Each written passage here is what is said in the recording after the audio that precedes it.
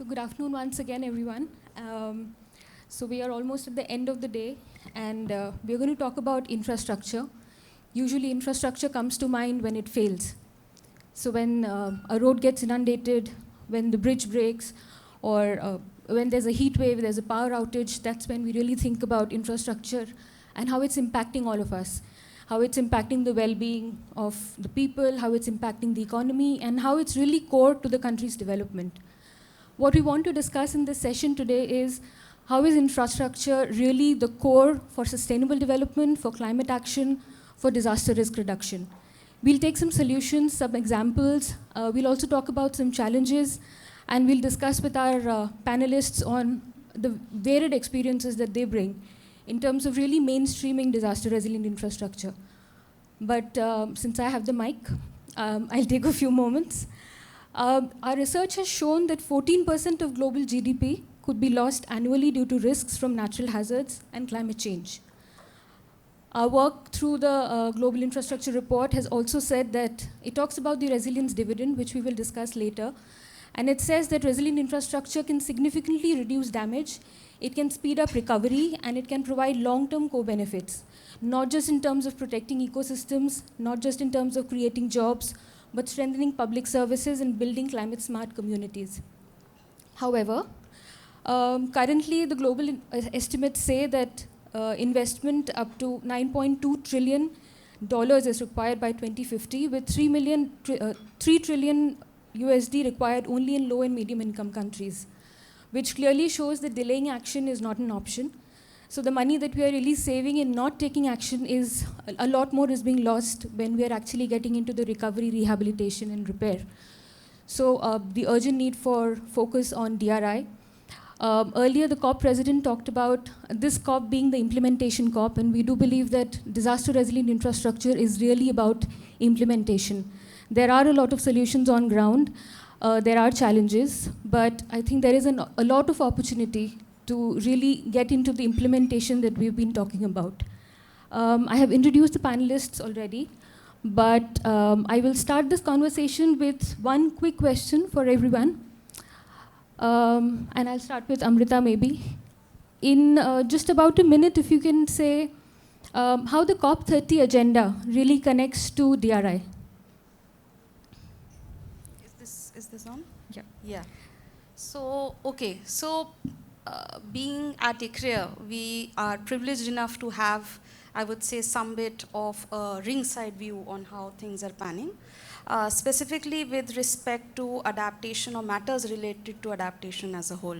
Since we're talking about COP in general, what we expect is that there will be a lot of deliberations on the progress that has been made by different countries, how indicators could be sort of shortlisted and come about, and then countries slowly start to get their data infrastructures together to start reporting on how well they've done in the past and how they continue to do. Now, one big agenda item is definitely the NAP, and we are part of that team as well when we are sort of looking at how much India needs to put aside for its adaptation action, but also because this question is specifically with respect to DRI, for the 400 indicators that were given by UNFCCC in the current, I would say, initiative, countries had to select topics that were sort of positive, negative, or neutral. So there, a lot of indicators were shortlisted that belong to infrastructure. And also with respect to, I will sort of talk about NAP also, which is a big outcome, and you talked about implementation. We expect that from the NAP that may be submitted by the COP, I'm sort of guessing here, I'm not part of the government circles by any manner, but yes, I hope that the NAP, if it gets released by the COP this year, you will see a lot more of implementation, because disaster resiliency and infrastructure is plumb middle of the sectors that are covered as part of NAP. So a lot more implementation on the cards, and hopefully you'll see results of some of the planning that has gone into in future years. Thanks. Mariana, if I would ask you for an example of how climate resilient infrastructure systems complement the COP30 action agenda.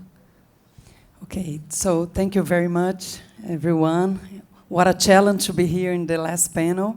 So I just would like to congratulate CEAW and also the Brazilian Embassy in India for this important meeting in preparation to COP30. So looking to our topic in this panel, I'll start with a subnational example that we have in Brazil, a Brazilian state government called Espírito Santo. They recently launched a sovereign fund that channels 30% of the oil and gas royalties to support the implementation of adaptation plans in the municipalities of the state. So this is precisely the type of initiatives that we want to see and that translate the action agenda, the so-called action agenda, in practical terms. Thank you, Mariana. Amit, what would you say about the linkage with the COP30 action agenda? What is one example of DRI that you would say links to the agenda? Sure, I think, and first of all, congratulations to CEW for organizing this. I think it's an incredibly important moment in time for a lot of reasons. I think 2025, looking at the whole data ecosystem, to me, implementation can happen when you understand the scale of the problem and when you can understand which are the ways to address it. For CDRI, understanding the scale of the problem from an infrastructure lens becomes critical. And 2 years ago, we launched a report that identified the amount of damages a country could suffer at the national level due to infrastructure getting impacted by all of your various hazards. We found, about $700 billion could be lost in a given year because of damages from all kinds of hazards, including non-climatic issues, but also climate. This year, we're actually at COP going to come out with a report that says the economic losses associated with that damage. So for example, if Dominican Republic can lose $1.155 billion in a given year because of various hazards, a lot of it is cyclonic activity or floods, what is the economic impact of that damage? When the bridge gets damaged, what is the economic impact? When your roads are flooded, and again, I don't know how many of you have people living in Gurgaon, but what happened yesterday, the city experienced rain, and a lot of people could not get home, it took 3-4 hours. School kids could get home. So there is an impact when your infrastructure doesn't function. And what is the cost of that impact is what we're trying to consolidate and bring out at the next COP. Thanks, Amit. Camille, same question to you. Thank you so much. I think I will echo what Amit has said and bring my financial hat. I think GRI is not only complementing, but at the heart of the COP30 action agenda on financing enablers. Resilient infrastructure is an infrastructure for which the climate risk that could impair the sustainability or even the revenues generated by this infrastructure has been assessed and hopefully has been mitigated. So for an investor, a DRI, a disaster resilient infrastructure, is a good asset to invest in, and that's how you will really channel the funds that we need for climate action. Parul, your experiences from across the globe, just one example on how do you think the COP agenda is important? Yeah. Thank you. First of all, I also would like to thank CEW and CDRI for giving a platform to share our perspectives here. So building on the conversation here, I think one thing that really struck out to me was the aspect of interdisciplinary and intersectoral approach that completely stood out to me when I was reading the COP30 agenda. And to me, I see DRI, disaster resilient infrastructure, to play a key role in building those bridges with other sectors. So to give you an example from a project that we have worked in Amman in Lebanon, which was focusing on urban flood resilience. So the entry point was on how to respond to the crisis of urban flooding in the downtown areas. And in keeping up with the current conversations that this thinking, this type of approach is no longer limited to looking at a conventional storm drainage infrastructure, but we need to bring in the environmental sciences as well into it through nature-based solutions, through other aspects of greening, and taking that approach to build bridges across those interdisciplinary approaches.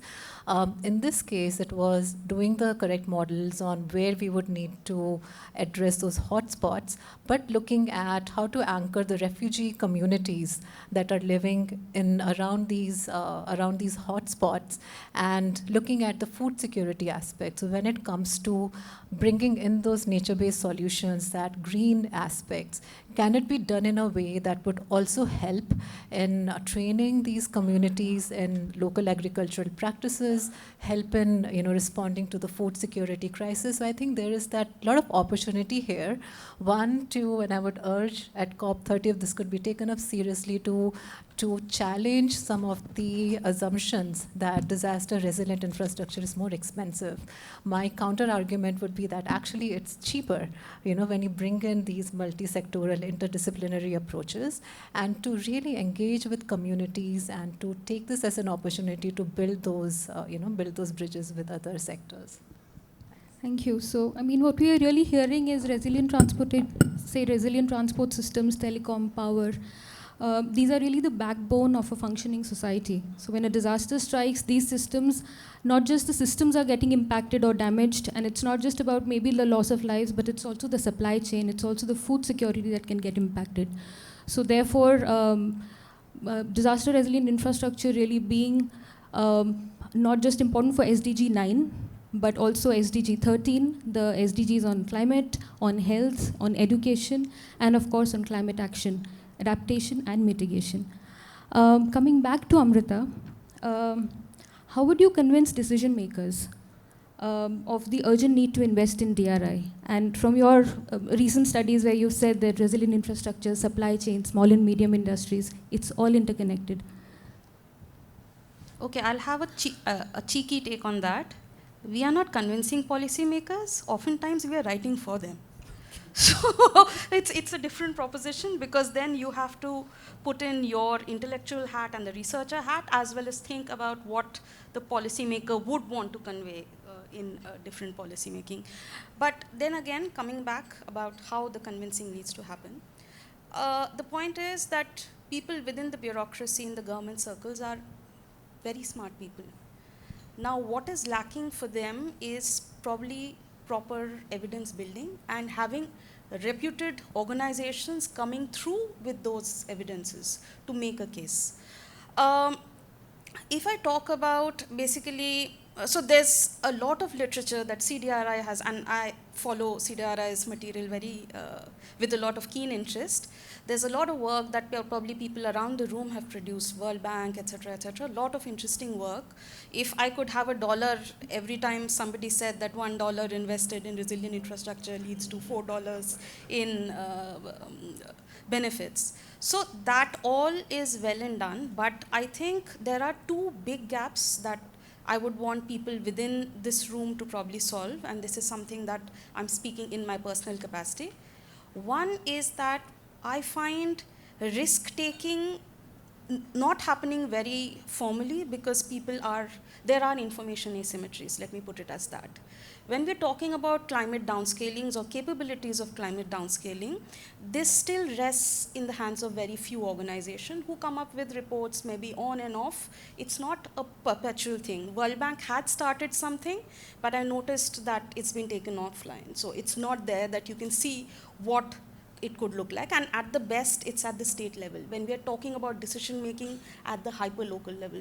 So there is a scale gap in terms of information asymmetries. I wonder if there could be a dashboard or any sort of other information material that could be supported.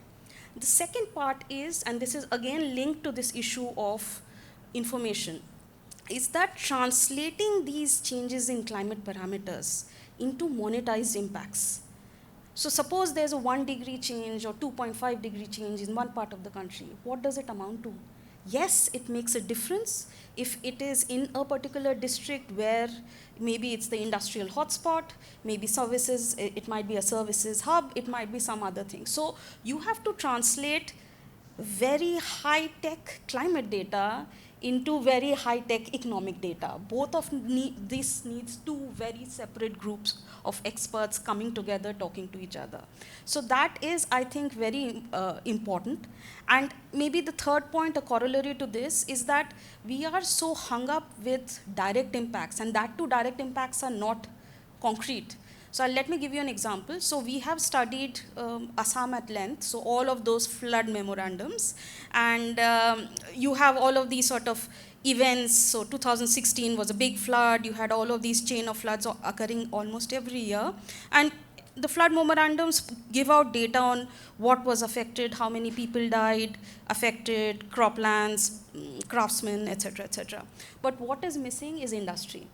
I was almost having an argument with the state disaster management agency there, because they said that we don't want to measure industrial impact because then they'll ask for compensation.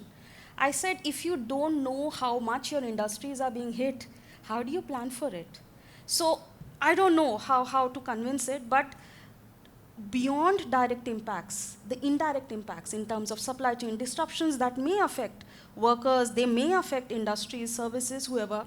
And you have to understand that there might be certain Achilles heel in each state economy. So for Assam, maybe it's the petrochemical districts. It's hit, the state economy goes for a toss. You are talking about multiple lakhs and crores of rupees that go off maybe in a week's time. So information is what I want to say, and downscaling and maybe very easy dissemination of that is where it's at. Thanks, Amrita. And which brings me back to Amit. So we said that this COP is the implementation COP. Why would you think that DRI is integral to the implementation COP? And there are a number of studies that are being done at the project level. We are doing cost-benefit analysis. We are surveying industries to understand what are the challenges. So bringing all of that together.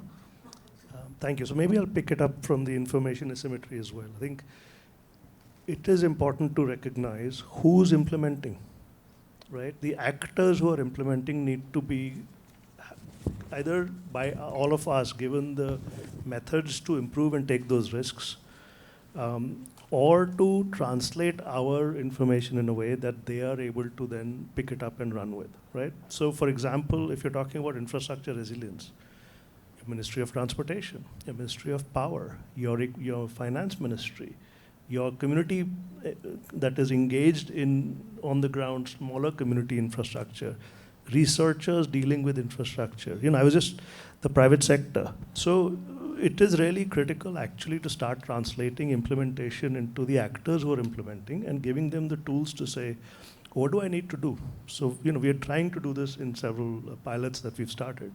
We started with we worked with the government of Odisha, for example, to understand how cyclonic activity along the coastline affects their transmission and distribution system, and what kind of a framework or methodology can be put together where they can then understand how to address risks from future climate, based on risk modeling, etc., to understand what is the changes in cyclonic pattern and how does that affect their system and what needs to be done to improve it. So there's a methodology that can now be scaled up and shared with other similar ministries that are dealing with power.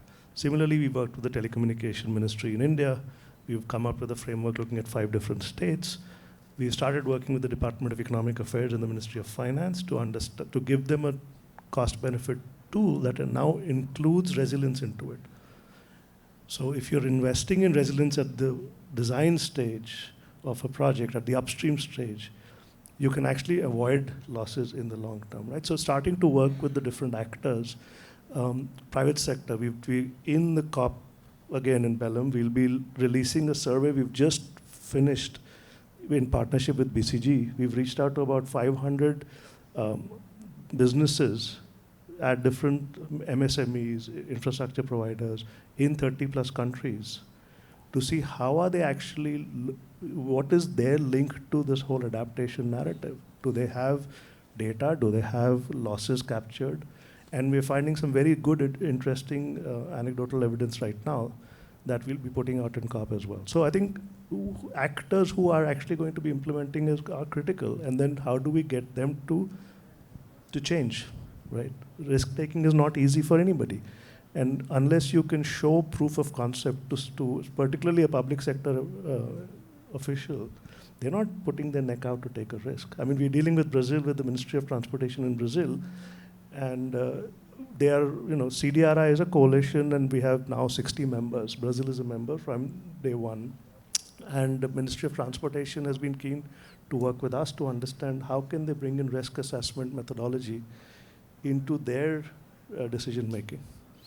So again, different actors require different kinds of knowledge, and so we're putting that together. So your point, Amit, resonates with what the COP president said this morning. So he said that we've had 10 years of negotiations and most of the issues in the Paris Agreement have been negotiated. It's time for implementation, and it is important to bring in the ministries of transport, power, energy. They are supposed to be in the room now because they are the ones who are really going to implement. They will tell us where the finance is required. They will tell us where technology, finance, capacity is required. So yeah, I think very pertinent. So Camille, coming to you. If you can share about how international cooperation can facilitate resilient, inclusive infrastructure. AFD has been doing a lot of work, nature-based solutions, a lot of work around the states. If you can share with some solutions and examples. Thank you very much. So I'll share what we do as France on international cooperation. So first of all, what do we bring? We bring financing. So I'm the Deputy Country Director for AFD. We are a DFI, Development Finance institution. What we bring is financing for the public sector in India, but we do that in many other countries. We are actually a conduit for these additional financing that is needed for achieving DRI. We, as a bank, we emit bonds on the market, and we have private investors from OECD countries, and we bring these loans to India to finance projects, especially in resilience and adaptation and also biodiversity. So we are really an enabler of this funding to come for these sectors in India, which we don't know if they would come directly to this. So for example, we have just signed a 82 million euro loan with government of India to finance a large and complex disaster risk management project in Himachal Pradesh, which is beginning to implement. And inside this project, there's a lot of activities planned, including landslide mitigation solutions for roads, and also a number of helipads that will increase the accessibility to the rescue, and also large numbers of weather stations. So that's how the funding can be an enabler. The second thing is that the DFIs bring capacity building. We bring technical cooperation, and that's, resilience, and you all know that, is still a new topic, is still something that people need to grasp and understand. And on this, I have two examples. We've been able to mobilize a French public institution called CEREMA, and they have been working for the past 3 years in the state of Kerala in parallel to a DRM project we co-finance with the World Bank over there. And they've been providing a long-term support to Kila and the LSGD, so it's really the ULB, the local municipalities, to understand how to do climate risk informed urban planning. And I think these technical cooperations of public to public, peer-to-peer cooperation is quite interesting for this, and international cooperation can do that. Another example on capacity building is that we have recently signed a line of credit with State Bank of India, a 100 million euro line, and part of it, 30%, will be dedicated to financing adaptation projects in the private sector. So obviously it will be related to infrastructure. But I was mentioning this morning, this was not something that came onto the table. It's the result of a very long discussion between our experts and SBI experts on what is adaptation, because the taxonomy is not yet released. What is adaptation? What does it mean in India? Where is the data on knowing where are the climate risks, and how can they look in their current portfolio, where is adaptation and how they can finance it. And the capacity building is still ongoing. So that's what international cooperation can support. And finally, we can support public policy dialogue. So you know that France is a very proud co-chair of CDRI. We apart from co-chairing, we also provide two French national experts that support the team of CDRI. We have also a great partnership with CEW, also regarding resilience and adaptation. And I think that's what also international cooperation can bring. Thank you, Kamal. I'll quickly move to Mariana. And if you can share with us how disaster-resilient infrastructure features in Brazil's implementation of its adaptation plans. Okay, so in Brazil, we know the urgency and the need of investing in resilience, and unfortunately, we had to learn that by hard and very sad lessons. In the recent years, we had a few tragedies that is as a result of extreme weathers and also extreme events that cause hundreds of deaths and loss of infrastructure. So unfortunately, that was the way we had to learn. But now looking to the Brazilian national framework, I believe we come to COP30 with a very robust climate framework. Yes, I was with infrastructure. So I'm not going to go to each one of them, but they put the risk management, the disaster risk management and resilience as the core priority for the national government. So we have our national climate plan that brings together mitigation and adaptation agenda between and across sectors, which is really important when we look to the size of Brazil and the complexity. We also have the National Adaptation Plan that embeds not only at national but also at subnational levels adaptation. And we just celebrated 2 years of the Ecological Transformation Plan that help us to operationalize our NDCs. It basically bring us concrete instruments to scale up our implementation and also align our climate objectives with economic and financial instruments. So these are the backbones of the Brazil's new NDCs, ambitious ones, I have to say. And also looking to subnational levels, we have several examples. I'm not going to go to each one of them. So for sure, the Espírito Santo one that I brought is definitely a good practice for us to look at. The other one is Rio de Janeiro, that launched last year with UN Habitat during the G20's Brazilian presidency, a program that is now enabling 34 municipalities in the state of Rio to implement their adaptation plans, and Rio was one of the states that most suffered with these extreme events that I mentioned before. So this is very significant, not only because we are implementing these plans, but the way it's been done. We are doing this in a participatory manner, putting the local communities and the most vulnerable and most affected ones in the center of the solution. So this is something crucial for us to look at.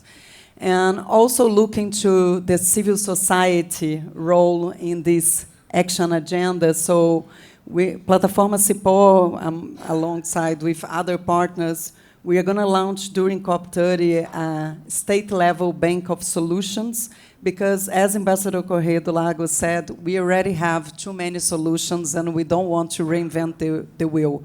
We don't have time for it. And we do have several solutions that we need. So the idea is to be part of this granary solution that is part of the action agenda, the COP30 action agenda, to give visibility to this good practice and also to help to foster and exchange this best practice to gain time and foster the climate action ambition as fast as we can. So these are some of the examples that Thank you, Mariana. It's encouraging to see the focus on solutions. and especially at the sub-national level, which brings me to Parul. And you were talking about a lot of good practices, yes, but you were also talking about some of the challenges that keep these practices from scaling. So over to you.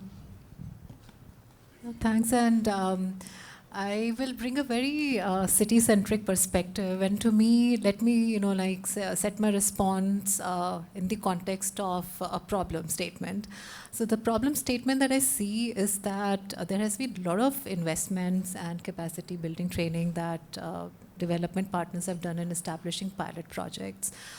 You mentioned Gurgaon. Even in Gurgaon, if we go down and speak with the development corporations, municipal corporation, they will take you to the best practice pilot project. But now my problem statement is what is keeping that pilot project from getting scaled up?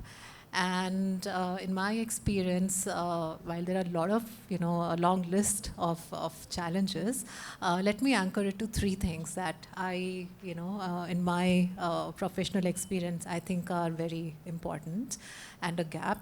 The first one, you had mentioned, is on engaging the stakeholders. So there is, sort of an undeniable focus on participatory approaches, but I still see that there is a gap in my interactions with elected officials, in technocrats, bureaucrats, in smaller cities and in big cities. I see there is a big variation in the understanding on climate, on disaster, on resilience.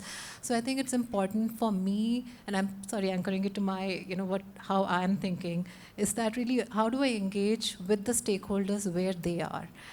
Because that's a very, very uphill task that I find on how do you engage, how do you build, how do you anchor them into the conversation. The solution, Smita, is that I tested AI tool, honestly, on giving the prompts that really I really in good faith want to engage a student or an elected official. This is probably their understanding. Please tell me, what would be that pitch to talk about resilience or SDG 11? And very useful. I mean, it really was mind-boggling. So one, we really need to rethink how we are really engaging with the different stakeholders, and are we meeting them where they are in their understanding. Second is around the governance and technical, aspects as well. And let me then talk about India's this urban flood response program that is being led by NDMA, and then really, putting in a program lens to sort of like policy to practice lens on how do you do those intersectoral anchoring of solutions to urban flooding.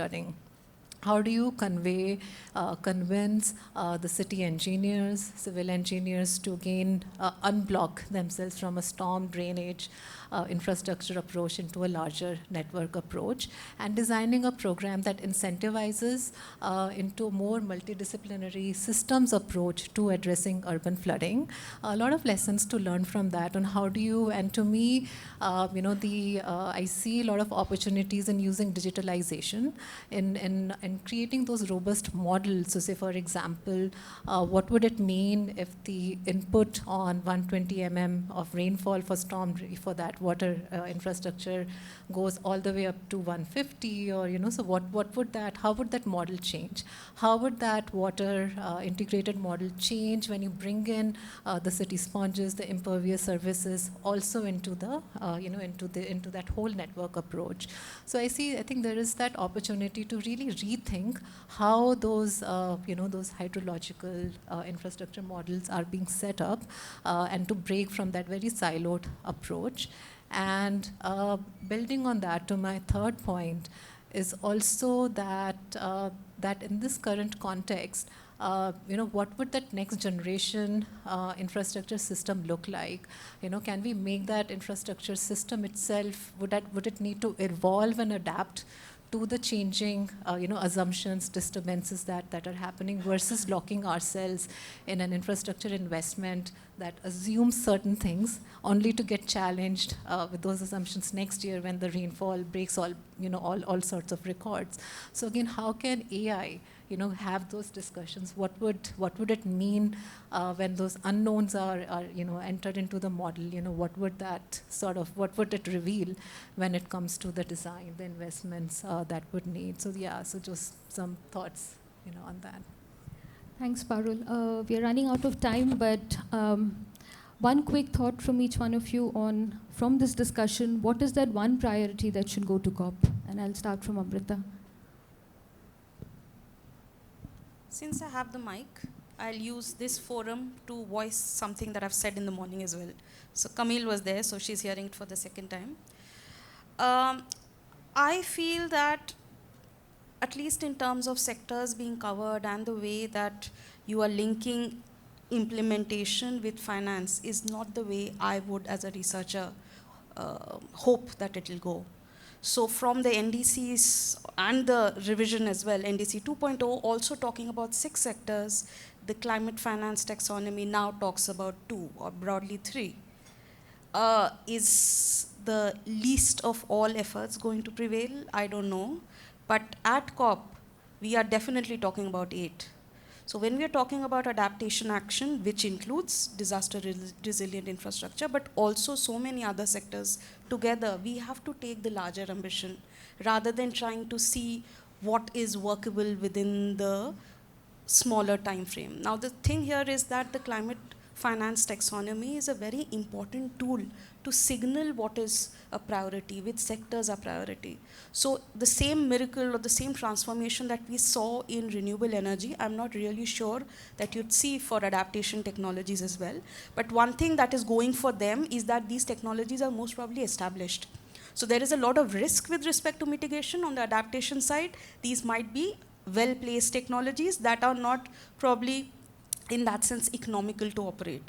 So if you have finance that is tethered to adaptation action, they might get a spur. That is what I want to see for the future. So climate finance taxonomy needs to grow in ambition to match what UNFCCC is saying or what even the NDC is saying.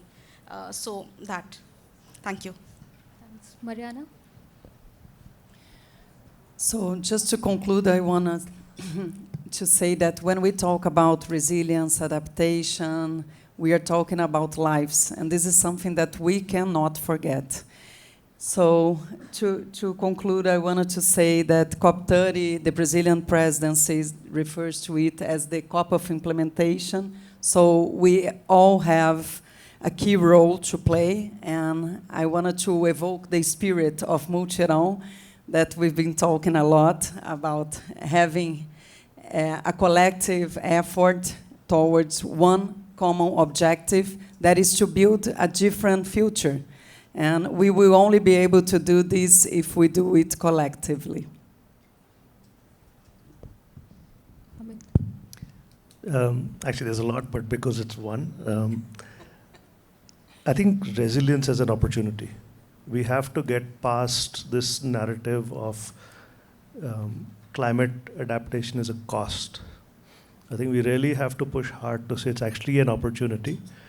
And there's a lot of evidence that has started to point towards that. So we are trying to frame this as a resilience dividend. And part of that is also sharing examples. I mean, I think if you look, and because CDRI is a coalition, how are different countries addressing it successfully, and how do we bring it quickly to the ones that are looking for answers, right? You look at Latin America, you look at Brazil, they've been urbanized for a very long time. You've been experimenting with, the BRT, for example, came out of Latin America and now is being implemented in India and lots of other parts of the world. So how do we very quickly find those examples of success in terms of adaptation that has been implemented in places where it has, and bring it to places where it needs? India has been dealing with heat for a long time. Europe is struggling to deal with heat. How can we bring those examples? So to me, that is the opportunity. So resilience as an opportunity and sharing examples much faster and quicker. Thanks, Amit. Camille? I actually wanted to raise the same point. If we talk about COP implementation, we should focus on capacity building, on bringing the knowledge, the case studies, the successes and mistakes that have been done, and also bring the data.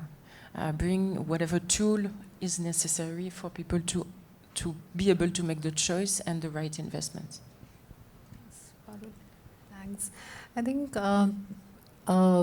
one thing that I would like to add is that there are no shortcuts to community engagement. Oftentimes I see that governments in the good faith spirit to accelerate development or to get the projects done, we cut corners around putting in the thinking to prepare good quality, projects or investment strategies or community engagement, and there is no shortcut to it. So I think that would be my one message, that please don't cut corners where it matters most, and then look at executing the projects.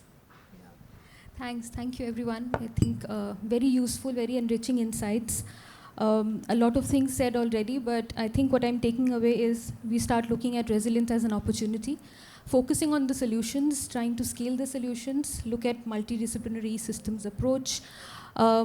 We start building the next generation of professionals who understand resilience so that we can build it into our planning more deeply, larger ambition, and looking more focused approach on climate adaptation, finance, climate taxonomy. Capacity building, of course, will be extremely important. Data, AI, finance, all of that works. And as finally Parul said, do not cut corners. So I think we'll end on that note, but we have a video of the COP30 Youth Champion. So we'll end on, I think, an enthusiastic, energetic note with the video. Salve, pessoal! Aqui é Marcela Oliveira, jovem campeã climática da presidência da COP30. Um prazer estar enviando essa mensagem para vocês. Eu sou uma grande fã do trabalho da plataforma Cipó. A minha militância, meu ativismo também se construiu ao lado dessa importante organização. E fico feliz em saber que vocês estão tratando de um tema que é tão importante para as juventudes do Brasil e do mundo, que é qual é a qualidade dos empregos e oportunidades que nós teremos. Eu gosto de pensar que a gente não é só o futuro, a gente é também o presente. Então, se nós somos o presente, é impossível fazer discussões e garantir uma COP30 de implementação sem a participação da juventude, sem a escutativa das crianças, sem a valorização da nossa cultura, sem o reconhecimento das soluções baseadas na natureza. Tudo isso é parte do ecossistema da vida. E o que nós queremos é garantir bem viver, é garantir justiça climática, é garantir futuro digno para todo mundo.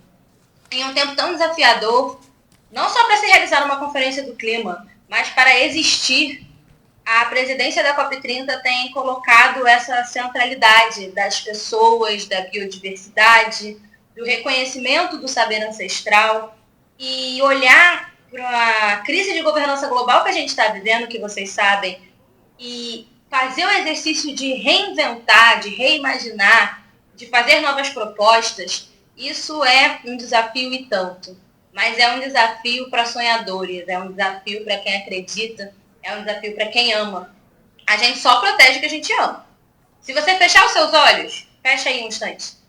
Se você fechar os seus olhos e pensar no caminho que você faz da sua casa, do seu trabalho, caminhos que você já passou na sua vida, as memórias climáticas que moram com você. Se você para pensar, essas memórias, essa lembrança, ela é o que te faz seguir. A gente hoje corre o risco de mais de 1 milhão de crianças fecharem os olhos e não terem memórias climáticas positivas para lembrar. Pode abrir os olhos agora. Imagina você fechar os olhos e você não lembrar de um pôr do sol, de uma árvore, de uma comida importante para a sua cultura, para a sua região. A gente está falando não só de proteção da vida, mas de proteção da memória, de proteção de quem nós queremos ser daqui para frente. Então, muitas juventudes, muitas crianças, muitos adolescentes, muitas meninas, muitos meninos contam com as melhores decisões climáticas, com as entregas das NDCs, com uma agenda de ação que movimente todos os setores. Para contribuir com essa agenda de ação, a gente fez até um site, que é o www.mutirãodajuventudes.com, para simplificar a agenda de ação da COP30 para a juventude. Tem chamada de integridade da informação, tem balanço ético autogestionado. Essa conferência é uma conferência de mobilização, muito diferente das conferências que já aconteceram, e talvez a primeira de uma nova era dentro da UNFCCC. uma era de implementação. Falar de empregos do futuro, do que queremos para o futuro, é também pensar em valorizar as brigadas florestais, os mestres e mestras da cultura popular, pensar em educação climática como uma prioridade, pensar em como a gente vai reparar o dano causado por decisões que não fomos nós que tomamos, mas que está com a gente, de reinventar, de propor, de garantir e de esperançar. Como eu falei, a COP30 ela é para sonhadores. Uma boa reunião para vocês. Um beijo.